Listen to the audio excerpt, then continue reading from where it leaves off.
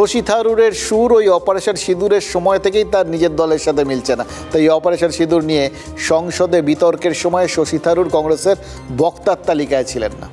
পরবর্তী ক্ষেত্রে অবশ্য শোনা গেছিল যে থারুর নিজেই নাকি বক্তার তালিকায় থাকতে চাননি। হয়তো এই কথাগুলোই মানে দলের উল্টো কথা বলতেন, এটা দলের পছন্দ হতো না, যেচে দলের বিরাগ ভাজন হবেন না বলেই হয়তো তিনি সেই সময় বক্তব্য রাখতে চাননি।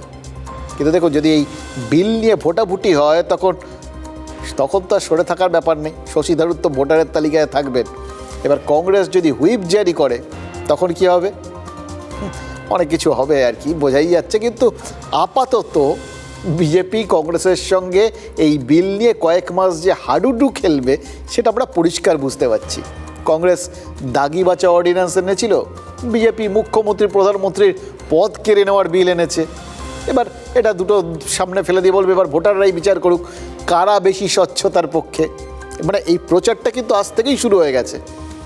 তবে কোনো প্রধানমন্ত্রী কোনো মামলায় গ্রেফতার হয়ে 30 দিন হেফাজতে থাকবেন, বিলের খসড়া এরকম শর্ত লেখা থাকলেও বাস্তবে সেটা আদৌ সম্ভব কি? আজকের দিনে দাঁড়িয়ে কেউ ভাববেন না। এবার বিরোধীরা অভিযোগ তুলছেন যে রাজ্যে রাজ্যে বিরোধী দলের সরকারগুলোকে ফেলে দিতেই এই বিলটা আনা হয়েছে, কারণ অরবিন্দ কেজরিওয়াল, হেমন্ত সোরেন দুটো তো হাতে গরম উদাহরণ রয়েছে।